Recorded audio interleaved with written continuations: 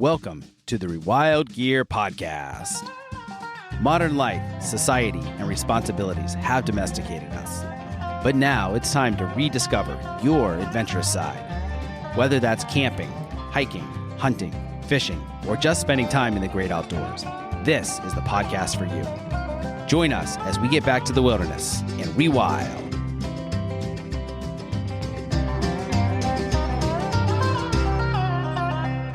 Welcome to the Adventure Made Podcast, brought to you by Rewild Gear. I'm your host, Seth Spears, and I'm here today with Jordan Jonas. Jordan is a wilderness living and self-reliance expert and the winner of Season 6 of the History Channel's popular survival reality show, Alone, which I really enjoyed watching.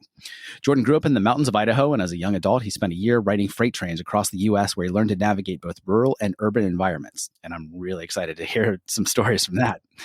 He spent 10 years in Siberia, where he lived with fur trappers and traditional nomadic reindeer herders, which is where he learned the art of primitive survival. And during his time on Alone, he spent 77 days in the Arctic while also successfully hunting a bull moose, a wolverine, dozens of rabbits, squirrels, grouse, and numerous fish that he survived off of. Jordan, welcome to the show. Welcome. Good. I guess thanks. So you have a very fascinating bio. And, I first heard of you watching Alone in Season 6. And I think that was actually the first season that I watched. And so that was, and I've always been into hunting and the wilderness and survival and that sort of thing. And so that show was kind of right up my alley. And it was really interesting to see the show and how everyone handled the elements, whether that was the conditions or all the different factors. And what I found the most interesting was that so many people that seemed very well prepared for it, it was the lack of interaction with others where they tended to quit.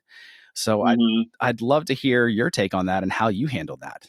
Yeah, it's super interesting. It's definitely a situation where it requires, you have to have a pretty steady emotional base, and you also need the skills. So what you'll notice probably is usually the people that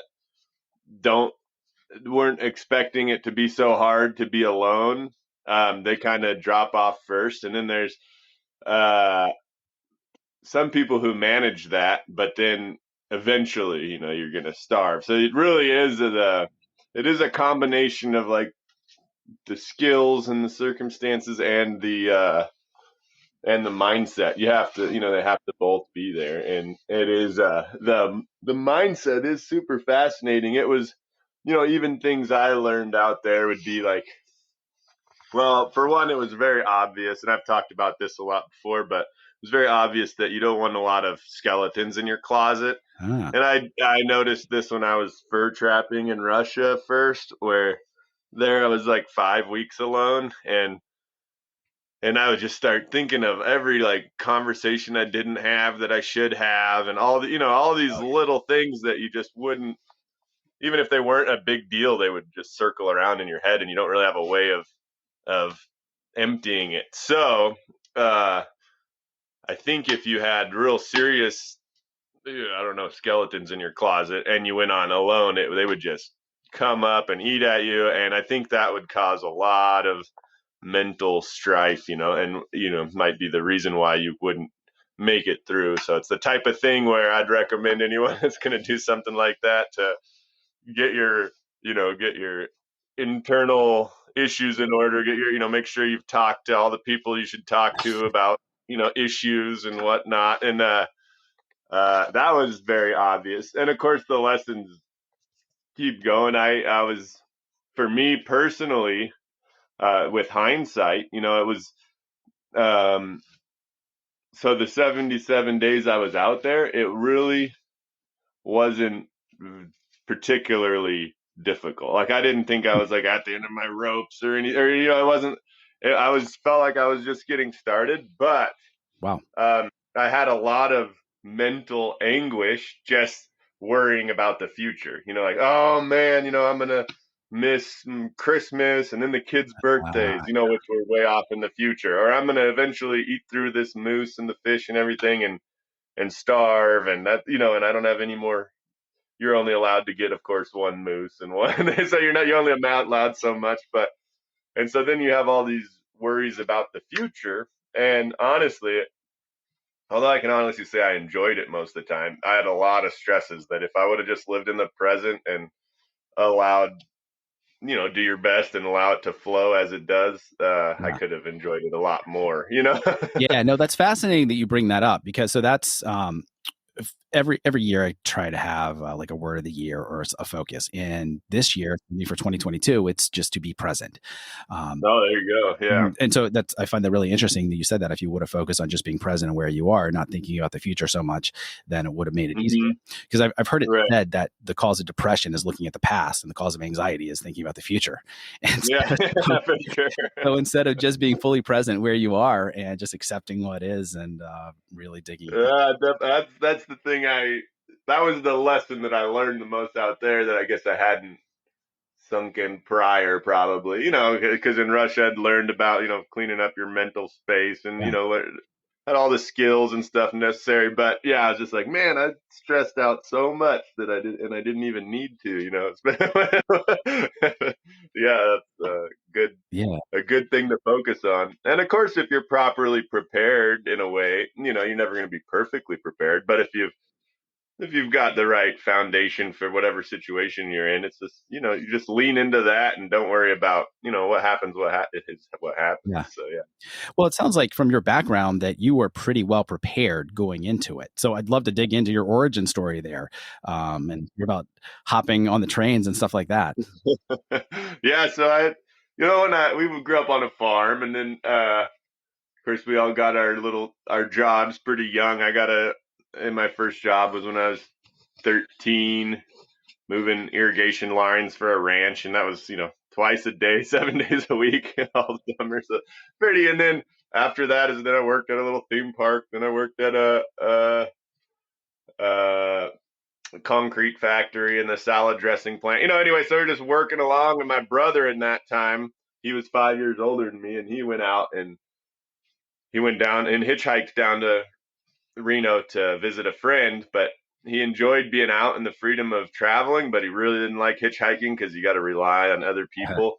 And somehow along the way, he ran into some hobos, I guess you'd call them, and they invited him to hop on the train with them or whatever. And so he did, and he ended up loving it, and he ended up just riding freight trains for what would be the next 7 or 8 years. He pretty Wow. much just traveled the whole time. And at one point, he had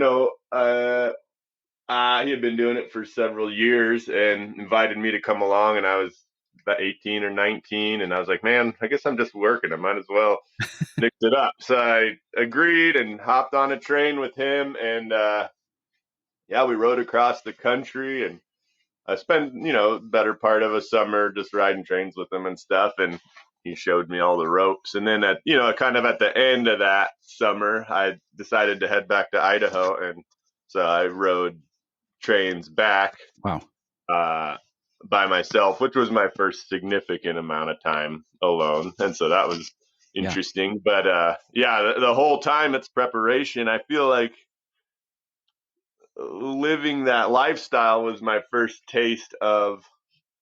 Well, it's interesting. It's so different. It's a lot more urban based than your wilderness life would Sure. be, but uh, it was the first taste of the vibe you get when you live, say, with the natives in Siberia, or live as people have always lived for all of history, where you wake up and you don't have a schedule. You just have certain needs you need to meet, and all you have to do is think about how do I meet these needs, and then you move on. It's very in the moment, unscheduled, free flowing, and I feel like it's sort of what we're all designed to thrive in, but that's one of the things we've lost in modern society, is the is the ability to really tap into that um, flowing state of being. We do end up very scheduled and very routine and Very all much that. so. Yeah, yeah. So, and like you talked about earlier, we live a lot more in the past and the future than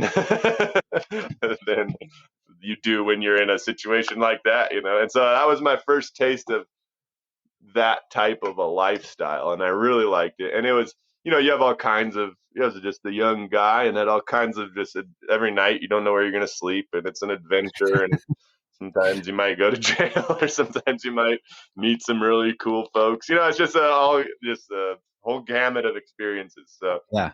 I'd love to hear some of the craziest stories that you experience while being a uh, hobo on trains. yeah, I mean, I guess the one that I guess pops in my head was just funny because we were in Chicago and just minding our own business, uh, checking out the sites, and a cop car drove up, but he he was hauling and he sped past us and slammed on his brakes, like, "Rah!" and shoved it into reverse, peels out and slams up on the curb in front of us and stops in front of us. We're like, "Whoa, dude!" And he jumps out and he's like, "What the F are you guys doing in my town?" And we're like, "Whoa!" And he was super aggro. And he's like, "Oh, we're gonna see how many drugs you guys got in those packs." And of course, we didn't have any, but the guy was just aggro as could be. And Wow. he's like, "Give me your IDs." And so we gave him, and then gave them to him, and he's he's like, "Well, you guys are gonna be sorry you ever showed up here." And goes sits in his car, but then he gets out, and he was like this big ripped dude. You could tell he was just a Yeah. jerk of a dude. But he gets out, Chip on his shoulder. about ready to do whatever he was going to do to us. And we were below a skyscraper they were working on, and a nail fell from the heavens and knocked his glasses off right at the moment he was stepping up out of his car, and knocked his glasses off. And he just threw our IDs on the ground. He's like, "I'm going to go after me a construction worker," and jumped in his car and sped off. And we're like, "Whoa. The nail from the heavens." It was amazing. It's just a funny little anecdote of a story that happened.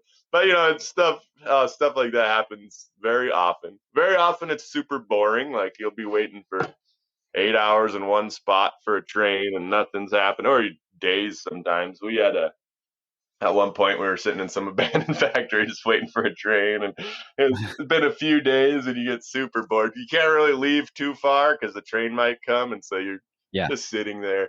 We found this big old roll of aluminum foil. And, oh, sweet. So we built these, what you would do over the course of a few days sitting there. We built these huge aluminum foil hats with all this stupid, look like a bunch of idiots out there. And then one night we're just sitting there waiting for the train, and some minivan pulled up and was waiting for a train that was going too fast. And we out of boredom, walk over there and start circling her car, which is probably ill-advised, but the poor lady just looked at us like, and shoved it in reverse, sped off. We're like, oh, who knows? She's probably still telling the story of the factory. We were just bored. Sorry, ma'am. So, from what I understand, most of the train lines, they don't actually want people just boarding trains and taking them for a ride. So, right, yeah, you want to be low key about it. Sometimes it's really based on the individuals who cares and who doesn't. I'd say the majority of workers and folks don't really care. You could sometimes even ask a worker where's a train going, and he might tell you. But of course you always get the people that do, and so. Of course, it's for the train. I'm sure it's a liability if people get injured on there and stuff. So they don't want you on there. So, yeah, you either have to be stealthy or deal with the consequences of your actions. Yeah, for sure. But it is nice. There's something nice about it because it's not like driving, so you're not always on a road having to pay attention, and you're not seeing billboards. The trains always follow rivers and stuff, so you're always going through some beautiful areas. Animals aren't so afraid of them, so you just see a lot, and you go through some pretty awesome parts of the country, especially in those western routes and stuff. But was there a favorite place that you rode through? I just remember, it was the time when I was alone, and I had this whole ordeal getting on a train. I finally got on one, and I was heading from Minneapolis out west, and you go through for days of just flat terrain, and that first time you see those mountains in Montana or whatever, you're just like, oh, because it also meant oh, you're almost home, you're getting closer to home, and it's just that feeling that all those people on the wagon trains, I'm sure, got to, there they are, there's something about that, that moment that's pretty neat. For sure. Yeah. But you see a lot of, what's cool is you see a lot of abandoned factory, a lot of cool stuff to Mm-hmm. explore in that genre. Lot of history there, I guess. Mm-hmm. Mm-hmm. So let's talk a little bit about living in Siberia with reindeer herders and fur trappers. So, and I'm Right. thinking that experience is what really prepared you as far as having that skill set to go on to alone. Yeah, I'd say even mentally and physically. So when we rode trains, we ended up in Virginia and would do temporary work for a guy in order to, earn money to buy our food and stuff. And when I was in Virginia at one point, I had an adopted brother who found his like biological family and when he was in his 20s, and he turns out he had a biological brother that was also going to go to Russia, and the guy told me about it, and he said, "Oh, I'm going to go help this guy build a missionary, or this missionary guy build an orphanage over there if you want to come." And I was like, "Well, yeah," it sounded like the right thing to do. So I went over. I got a ticket for a year, went over there, and the guy that we were helping out was super awesome. He's just one of the most well-read, fascinating guys I know. But I also wanted to live with a Russians, so I could learn the language Yeah. and figure out the culture better. And sure enough, there was uh, a guy in a neighboring village whose wife had just been admitted into the hospital, and he had two kids, and he had to go to work, and he's like, "Oh." And my buddy called him and was like, "Hey, I got this American. Would you want him to live with you?" And he was like, "Oh, that would be amazing. I was just praying about it." He's like, my wife's in the hospital. Send him over." And so he sent me over there, and I lived basically bounce between two Russian families for the first year I was there, and they had both been in prison together, so they were real close friends. But yeah, both had spent like considerable terms in Siberian prisons. Oh, Both had like found God in prison together, and so they were all close. And then and there was another buddy they had up in the fire. So that was just regular village Russian life, which was cutting hay with a scythe, and all that kind of yeah. old fashioned stuff, milking the cow every morning. And uh, I think that was where I felt the most isolated I've felt in life, which alone felt like it wasn't even close. I wasn't even close. Never felt as alone on Really? alone, because uh, just when you're for a year when you don't speak the language, and I was learning it the best I could, but maybe it was also a fact I was younger at the time too or something. But for whatever reason, I just would just lay in bed and be like, "Man, I would not wish this on anybody. This Mm. is so I was so miserable at times. It was cool and interesting, but the isolation of it was very difficult. And you're always misunderstood because you're uh you can't figure out humor yet because you don't have the language skills, and you screwing up like, and you might be good at what you do in America, but when you go over there, everything's a little different and this and that. And so you just it was I found it to be pretty difficult. And many times on alone I thought, "Oh, this isn't, I guess I already learned that lesson," like that lesson of isolation. And it was harder in Russia. But anyway, that first year I lived with them, and then they're really good friends. And um, one of the guys said, "Hey, I got a buddy up in the north. He's a fur trapper and a native. You should go live with him." And eventually I made that connection, and he invited me to northern Siberia there, where he was a fur trapper. So he invited me out to his lands. He's also a native Evenki guy, which is the reindeer herding tribe. Hmm. He himself was a trapper, but if you've ever seen that Happy People documentary, you should. It's on YouTube. It's really good. But Happy People, it's called, and there's a 4-part dubbed over Russian version that's better than the Werner Herzog version. Because anyway, so look for that 4-part series, and it's a really good show. But it was basically doing that, fur trapping with this guy, and he liked what I did. We became good friends, and that was again another experience alone, where he just kind of dropped me off at a cabin, and 5 weeks later we were going to meet up at this other cabin, and he kind of showed me the ropes, how to set the traps and what to do, and that was that. And so just providing for myself out there and having all, you have all kinds of, again, crazy experiences that but you're just by yourself, which is really interesting. So this also played into alone too. Is like, man, I had this amazing experience in Siberia where I was, at times I fell through the ice and I was lost at times, and I had all kinds of like just crazy experiences. But you realize, oh, they're just all in my head, and as soon as this is over, I'm gonna forget about it, and that's that, and which I thought was a big bummer because it was such a profound experience as you're having it. But when I was on alone later, I noticed a lot of people really didn't like the cameras, but I actually really appreciated the camera because it was like, oh, this is a way to share this experience with people.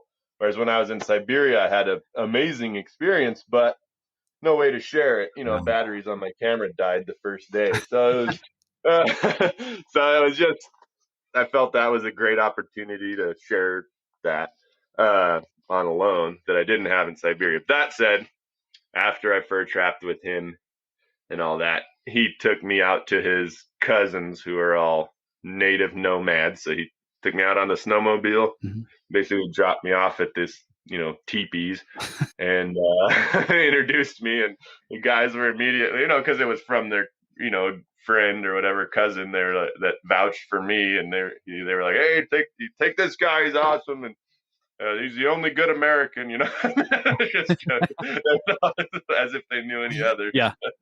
They brought me in like I was one of them, and I, the first time I was there, I was only there a few months, but I really liked their way of life, and so then I went back and would continue to go back for some years, and it was. Yeah, so I actually talked to one of them this morning. They came in from the woods to the village, to do something, and she sent me a message, just how, Happy New Year, or whatever. Oh, so cool. I still stay in touch with the natives, and I do really want to go back over there. Such a fascinating way of life. Yeah. What's interesting about Siberia, I remember reading an article about a year ago. There was a family that lived really deep in the Siberian wilderness, and Oh yeah, moved there yeah, I've heard about them. Yeah, like before communism had taken over. And so then they were discovered. And so they had no idea anything that was going on just because they had just been living by themselves alone. It was a family, I guess. So there's a cool little subculture, I guess you'd call it, over there called the Old Believers, which I guess would be like Amish. Okay. There was a schism in the Orthodox Church back in maybe it was the 1700s, and a lot of these people went off into the wilderness and basically just forged their own path from then through the Soviet times until now. And that lady was particularly isolated, that family. But there are several of these little Old Believer villages. Then I went to one of them, and it was super fascinating. It was similar to Amish, but just a little more hardcore. Those Russians. And it was like, man, it was really neat. They gave me a big jar of just cow cream that you could stand your fork up in. But it was in the middle of the summer. We were boating through on the river, and we had stopped in, and we just had to eat that whole gallon, me and my Evenki friend, that whole gallon of cream. But man, it was so good. I don't know. I'll always remember that from the Old Believers up there. Great. Jordan, so how did you go about getting on to the show? Yeah, so like you said, it's a pretty good show. It was probably the only show I watched, really. But my buddy had told me about it. He's like, hey, you should check this show out. And when I watched it, the season 1 had come out and season 2 was airing or something. So I watched the first 2 seasons, and then we were like, shoot, we should sign up for that. And so my buddy never did, but I actually, that evening after I watched the second season, I was like, I sent him in a link to my YouTube videos, which was living with the natives in Siberia. And they watched him, but then, I guess I was too late for season 3. Season 4 was teens. Season 5 was returnees. And so it wasn't until like 3 years or 4 years later that they had an opportunity to put me on, and I had completely forgot about the show, about that I had applied. It just wasn't even anything in my head. I was just working away in DC, building this driveway, and then I got a call, and they're, hey, this is, casting from Malone, and we want you to be on season 6. And I was just like, what? Whoa, I forgot. Like, I gotta go catch up on the show, and then, but yeah, that was a big surprise. But I was like, man, I can't really say no. It was quite an opportunity, Yeah. to use. And of course, I didn't know how it was going to go. You never know how it's going to go, but great opportunity. So I went ahead and kept the doors kept opening, and I kept going through them until I was dropped off, I guess. So what was the preparation like for that? I was mostly concerned that I am a very thin person with a high metabolism. I was just like, and if you watch all the prior seasons, there's a lot of starving going on, and even the people that won were usually starving. So I was like, man, if it is like that, there's no way I'm gonna win. But I had the encouraging knowledge of having lived in a similar environment and not only while fur trapping, living off the land, but also with the natives. So it was like, well, I know you can. I know it's possible. And it was kind of funny because prior to the show, I would, of course, go on Reddit and see what people were saying and stuff. And they would all be like, oh, they do all the math. There's a really big YouTuber guy that, wanted to get on the show but never did or something. So then he would always talk about how dumb the show is and just broke it down about how there's no way to win except by getting fat and starving, and he had all the caloric this and that. And I was reading and it's like, hey, you're kind of convincing, but man, I know it's possible. so I was like, man, I'm just going to go out there and, I know my only stress is food. So that's the only thing I have to worry about. I'm not going to freeze. I'm not going to be lonely, nothing like that. So all my energy went into getting food and, above everything else. And from the minute I was dropped off, so my preparation was trying to put on weight the best I could and, brushing up on random skills that you don't always need except in a situation like alone, like super random skills of give me an example. Whatever. Yeah, I was starting to talk and now I can't even think of an example. But I did snare a bunch of groundhogs in the backyard there in Virginia. Just try some different things, but of course that doesn't take a lot of, I don't know. Yeah, that was one thing I did, but what are the skills that I didn't have that I was like, man, I better brush up on that? There definitely are some. And I'm sadly, bow drill, like doing a bow drill fire. Yeah.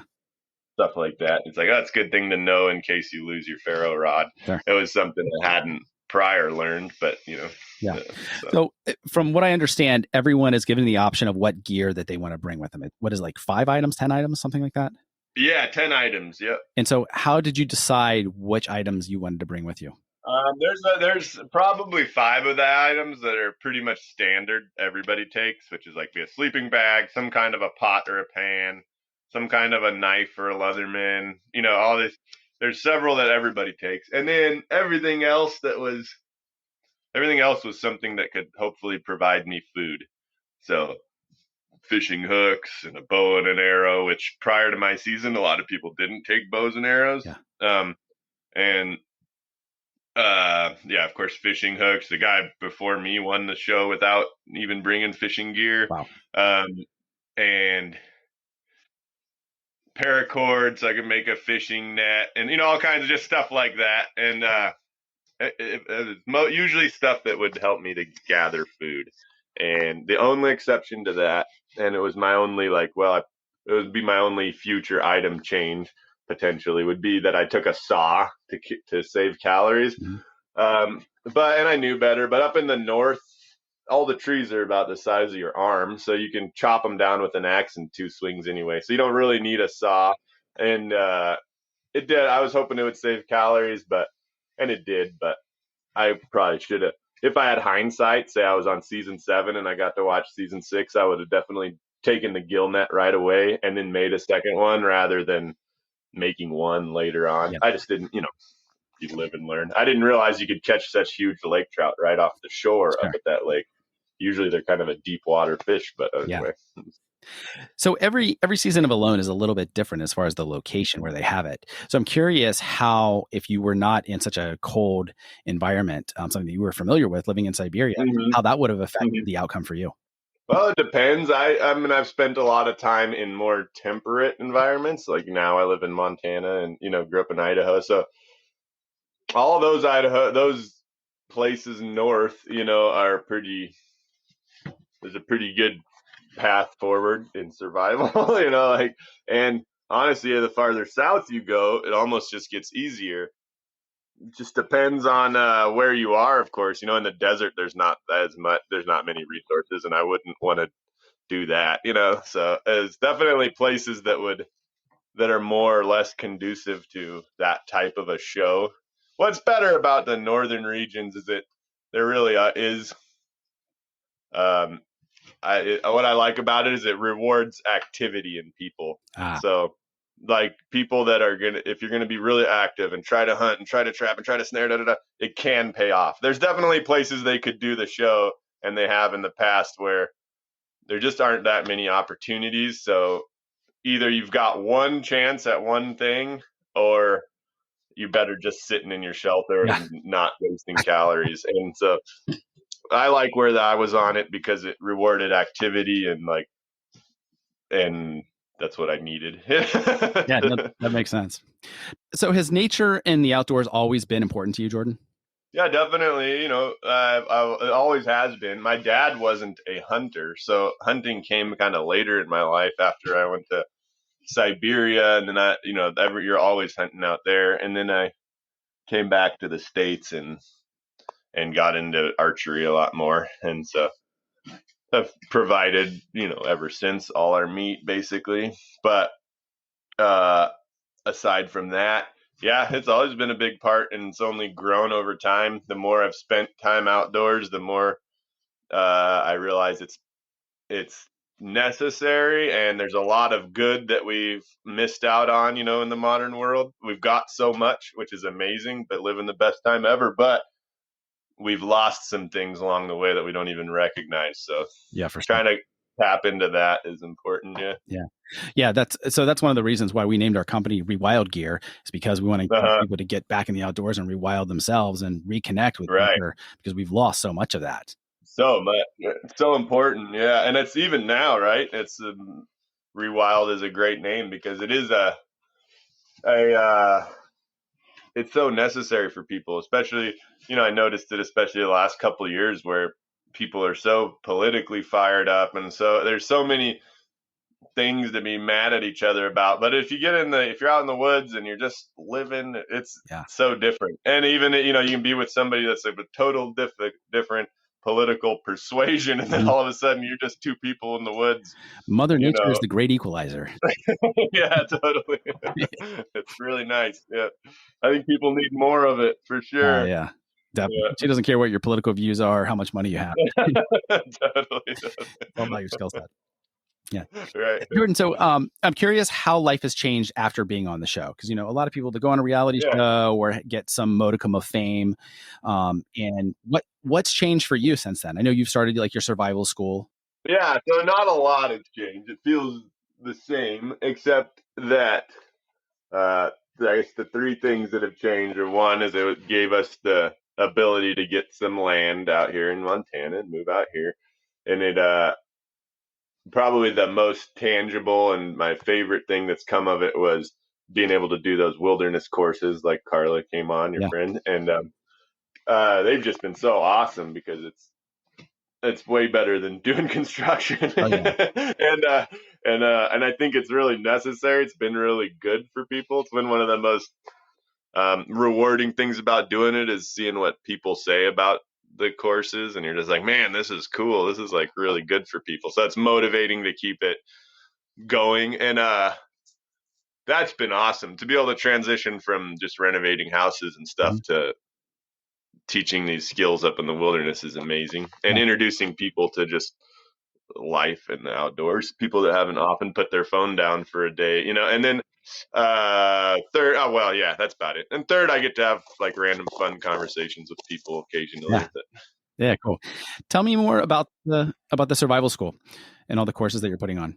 Yeah, so it's the last couple of years I've just been doing them out in the wilderness here, and usually we do take people in on horseback and do about 6 days up in the wilderness, try to get to some really remote places. I've used it as an opportunity to try to go places that I would want to go, Yeah. which makes it more exciting for me. And I think that affects everybody else too. And so I just pick places that I really want to go and invite people to come along with me. And then I try to tap into what we were talking about earlier, where I don't have a super strict schedule. I have a lot of things that I want to teach and cover, but I want people to also feel the freedom of that, wilderness life kind of. And so, so if we go up there and, maybe we're going to do fire building this morning, but all of a sudden, oh, we hear wolves howling over there. Maybe we should try to howl the wolves in, or, or maybe we should call those elk in, or, so, or maybe they're just a cool mountaintop everybody wants to go try climb to, let's do that. And so we do that. I also, so I don't know, keep it open, but they're just amazing. I mean, you can't go wrong for a week up in some of these beautiful areas, just catching fish and learning all the skills that I think are, one thing that was nice for me going on the show is that I could tell having lived with the natives, I knew what people practically used, what skills have kind of the wheat and the chaff have been separated by them. Yeah. So, what you're going to need and what you don't need. And so I just try to teach people a basic skill set that can help them. Then my goal would really be, and most people aren't going to find themselves on alone or something, but my goal would be able to, that people could then feel confident to do the same thing, like go up in the woods and spend a week with themselves or them and their family or their friends and, open up that whole aspect of the world for them would be awesome, And sometimes all you need is a kick and just a little bit of a knowledge base to be able to do that. So for sure. What gear are you sending everyone out with? Pretty basic gear. So we're I want people to build their own fishing rods and build their own, and kind of tie up their own lures. And so I kind of keep it simple. It's kind of alone-ish style on the gear, so that just keep it so that if you can catch a fish with a little lure you just hammered out of a tin can, then it's only going to be easier in the future if you actually have real stuff. So, kind of like it's more gratifying. It's really fun to make a rod and put it all together and go and catch a fish and fry it up. It's just the whole experience. Like, oh man, I can do this without almost anything. It's pretty neat. So I keep it fairly simple. There's certain things I don't make people do, like make your own cordage and stuff, because then that's your whole class would be a week of you making 10 feet of cordage. Yeah. Just kidding. So the food you guys are eating, are you bringing anything in with you? Yeah, so we bring in food, and then on the last day, I just have everybody, because I don't want to hammer the land too hard. So if you bring everybody and they're providing, well, there's two reasons. One, if everybody's just trying to survive for a week off of these little mountain lakes and stuff, that's a lot of pressure. Yeah. But two is if you're surviving and you really need to get your own food, that's all you do. That's what you need to be doing all the time. Yeah. And here we're trying to learn also. And so on the days where we're doing a lot of learning, then we have food. And then on the, then we usually go on a little expedition to maybe some other lake at the end. And that expedition is unfed, provide for yourself off the land with the skills you've learned. Yeah. And then, but that's what I've been doing. Actually, this year I got some llamas too. So I'm going to be able to maybe do some smaller scale courses, just, maybe 5 or 6 folks, take them up with the llama helping pack food and gear and do more like of a backpacking style, wilderness trips, which could be a lot of fun. And again, open up just a lot of new areas to go and this and that. So that, and I am, thinking about what some winter courses might look like and stuff. So I'm looking to try to expand more, but I have to balance it with family. So of course, don't want to overdo it. So just trying to find the right balance. Yeah. I don't want to be gone the whole summer and then all of hunting season and then, whatever. Yeah. Now, do you do a lot of hunting as well, Jordan? Fair amount. Like I said, I've always Not a lot. Like if you go on, the internet's great because if you do something, there's always people that do it a lot more and a lot better. So there are definitely people that hunt a lot more than I do, but I definitely, you know, try to and usually succeed at feeding the family. I always want to keep a full freezer and that's my main purpose behind hunting, other than that I really enjoy it and it's a great experience to be outside. So usually uh a little too practical. So I'll fill my freezer and then it's hard for me to buy like out of state tags Yeah. and all that. So but I'll go with friends and then help them fill their freezer and stuff. So yeah, I do a lot of hunting usually, but Yeah. relatively. What are you typically hunting? What's that? What species are you typically hunting? Mostly what I've done, because I've been out east for the last 12 years. So it's mostly whitetail, and occasionally a bear, and occasionally, stuff like that. But now I'm really enjoying the elk hunting out west here, and been getting some elk and some Nice. mat to the mix and stuff Oh yeah. So yeah, some more western species. But now I want to try. Well, I guess that's a hot topic, but I think predator management's a big part of the whole thing, the North American conservation method. And so I'd like to. There's really heavy wolf predation, and Carla, who came on our course, could probably speak to that. But there's just not a lot of animals in the wilderness up here because they've kind of all been eaten out. So I'd like to Oh wow. thin the wolf pot. There are tons of wolves, but not so many. Like you'll see a moose, and then the next week you'll find the dead moose. Stuff like that. It's just like a lot of pressure. So I'd like to maybe get one or two of those just to do my part here a little bit. I'd love to hear your take just kind of on the whole conservation movement, because that means different things to different people. Yeah. So what I think is awesome about America, having lived in Russia, is that we have a organized like conservation strategy and a society that's high enough trust that people aren't just poaching all the time anyway. And so what that's done is it's allowed, you might live in town and see deer all the time. I guarantee you that never happens in Russia. It's everything that comes to town is shot by someone. So you get these big dead zones around villages. And I really like that America's done that differently. I am a little bit wary of there's like the most recent trend of putting like um, biology to vote. I feel like I would really like to know that there's biologists figuring out what the land can sustain of each type of species, from grizzlies and wolves on down to, elk and whatever prey species, and figuring out what a good balance is and then implementing it. When you put it to vote, it just doesn't make sense. It's just like, well, that's a cool animal. Of course I want that out there. And so I'm not sure. I'm not sure that's a good trend, but but only because I was actually. So I think what needs to go hand in hand with hunting and providing your food and stuff is also some degree of predator management. Not annihilating them, but just keeping them at numbers that are not causing this big ebb and flow in game populations that. And anyway, so whatever, something to do with that.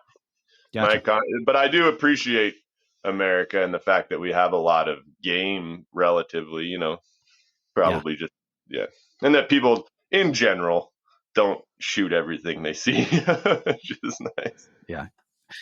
Jordan, what's the biggest life lesson that nature and the outdoors has taught you over the years through all these different experiences? Well, I mean, I guess priorities, like, I don't know. I mean, of course, that's a broad question. I would have a long time trying to answer it, but the first thing that popped to mind is really knowing your priorities and knowing that in it all, like when my dad died, I know what he valued at the end of his life. He valued the time he spent with his family. He valued the time, and he regretted the time that he wouldn't have in the future. So it's like you want to learn those lessons from the people that came before us. And prioritizing my family and loved ones, and also helping them see what is beautiful about, because you know, in that we all probably, if you're a parent, people that are parents probably like, man, the world's crazy, like what a weird time to parent, things are changing fast and it's hard to keep up. But I think having a foundation that can keep the kids, you know, I think having them in nature and experiencing that keeps them grounded and gives them an outlet. And I think, you know, my faith is valuable to me, and just having, yeah, I don't know, all that kind of weave together as my foundation, you know, just Yeah, knowing what your base is that you're working out of is helpful. that makes sense. But yeah, because yeah, you can have all those experiences. I definitely had times in Russia where I'd mess out in Siberia on this reindeer in the middle of nowhere, just this epic experience, and you're just like, huh, that's funny. This is amazing, and this is about as epic as you can get. But I recognize a little bit the vanity of it. You know, like I'm gonna forget it, and it's just gonna be gone. It's just me out here in the woods. Like, what? Who Yeah. cares? You know. But so experience wasn't everything. It's all, you know, kind of comes tied back to love and your family and your friends. Sure. Do you feel that having those experiences with others that magnifies it more? Yeah, so that's been a neat thing about. So I'm not the type of person that just wants to go in the woods and never see anyone ever again. I like people, and uh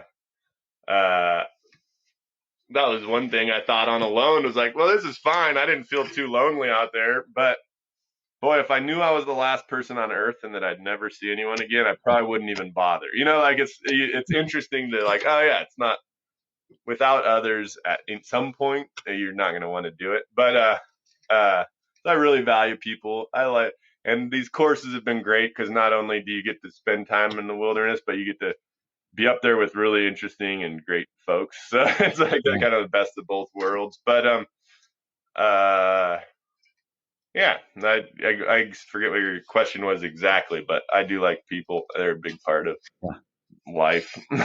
Yeah. Totally. Kind of the meaning of it, I think.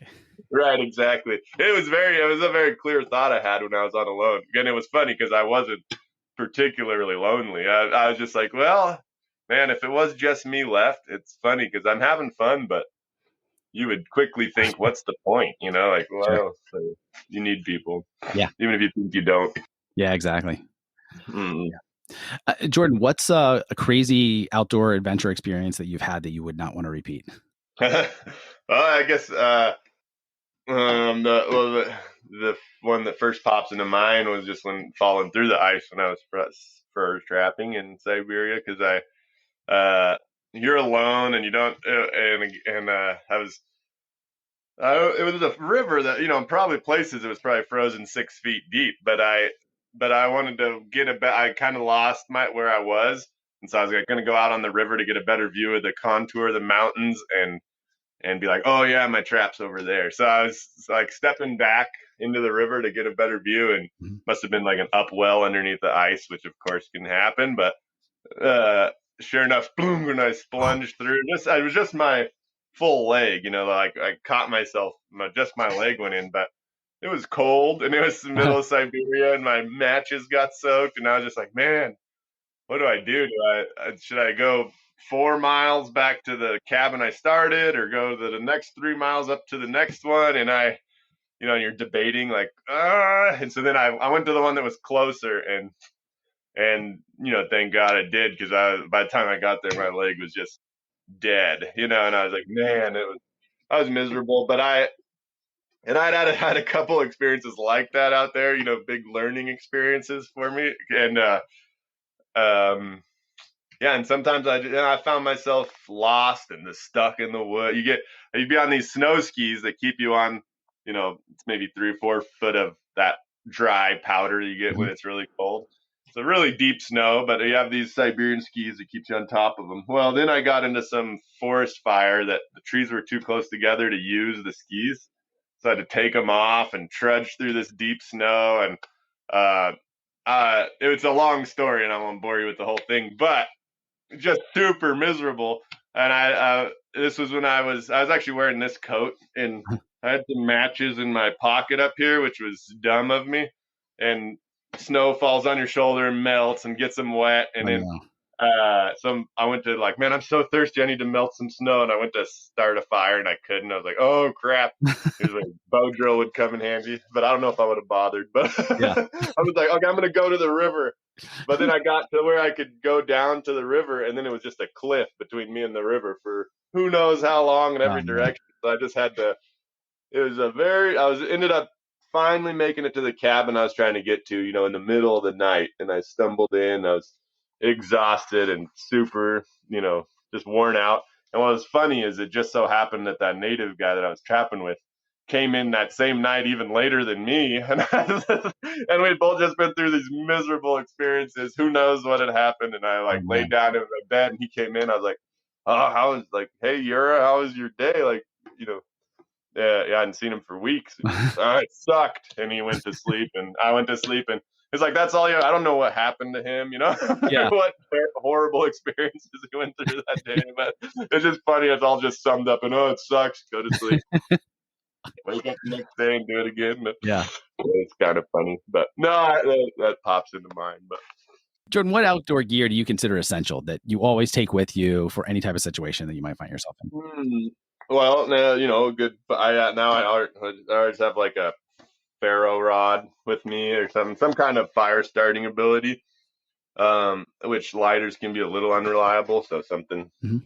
I always take that. I always, like as far as like spending time in the woods, I think an axe is invaluable. And like a lot of the natives will say, if you have an axe, you can survive with nothing else, basically, if you know what you're doing. So that's a big essential tool. It's not something you always take in an American context, Sure. but that's an essential tool. And then like little like fishing gear. I like to have a few little fishing things, Mhm.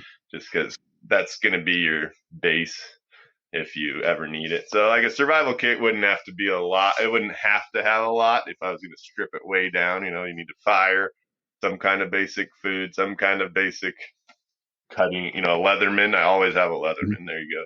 There's a answer. but and you can do a lot with just those things, Yeah. but the right knowledge. But yeah, so fire starter, Leatherman, and you're set. And probably what I would recommend is hooks, like fishing hooks and some kind of string, because making that stuff is incredibly impractical. Especially if it's really cold and your fingers are freezing, right? Yeah, yeah. Oh man, that's the worst. Like you all think you can do it, but wait until you actually need to do it. It's a whole different situation. Like Yeah. yeah.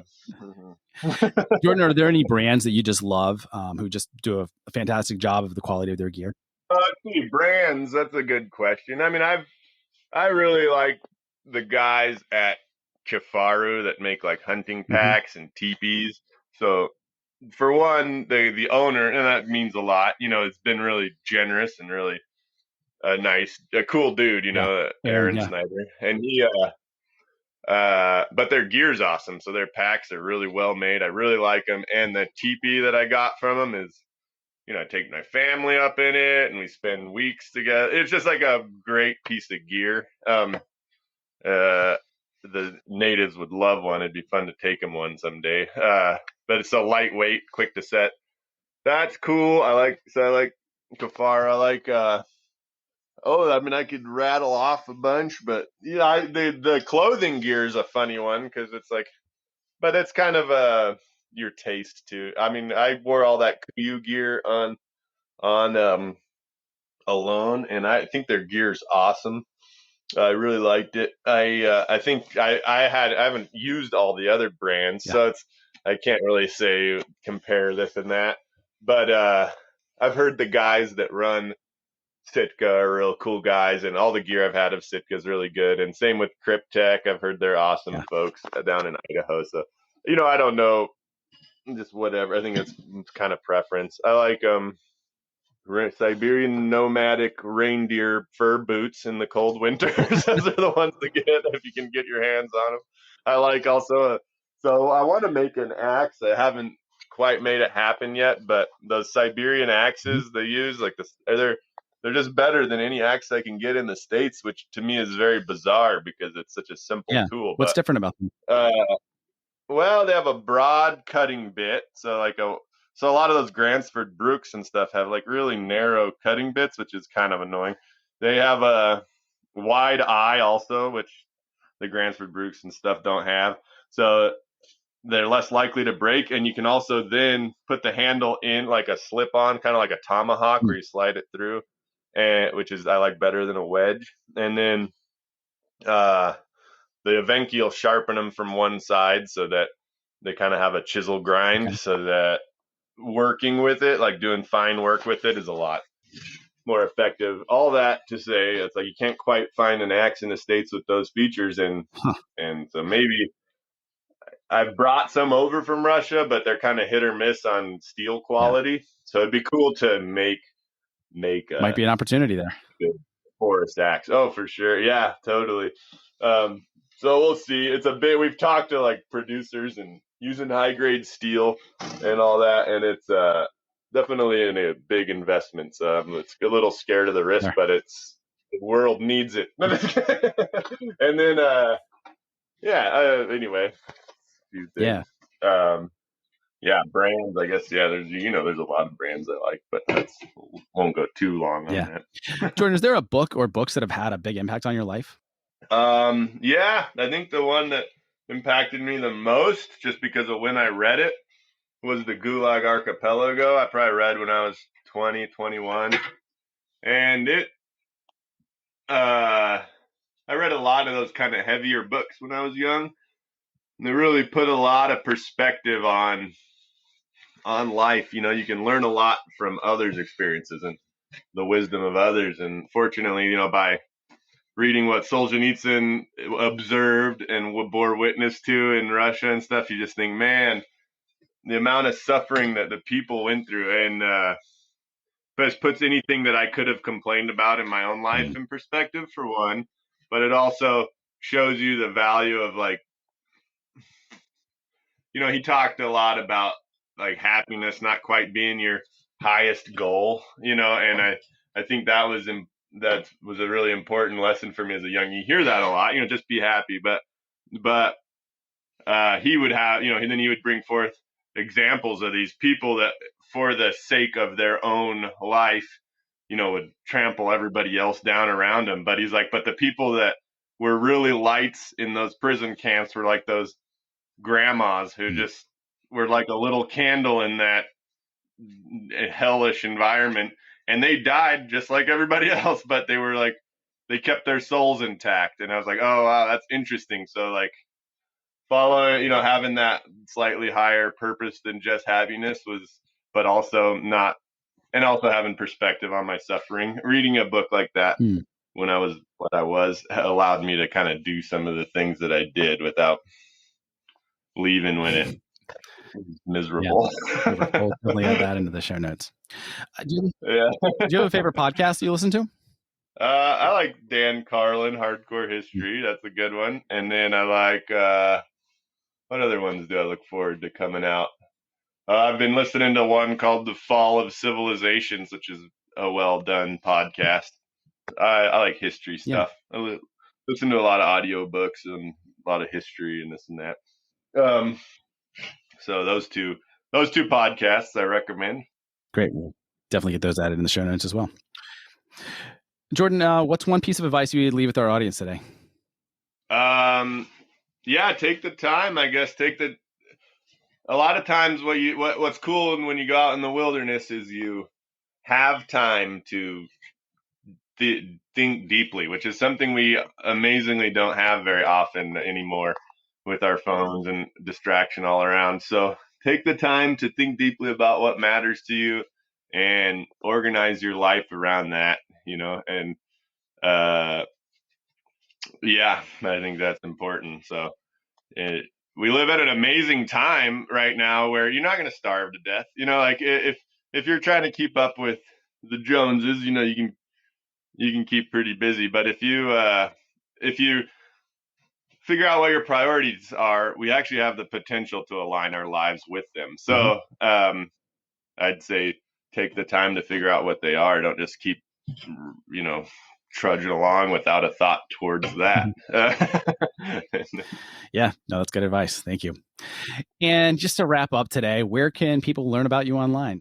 I'm mostly on Instagram, so that's the best place. It's at hobojordo. But then I also have a website that has jordanjonas.com, has more information on the courses, which I think a few people canceled. So they were full, but now there's a few openings.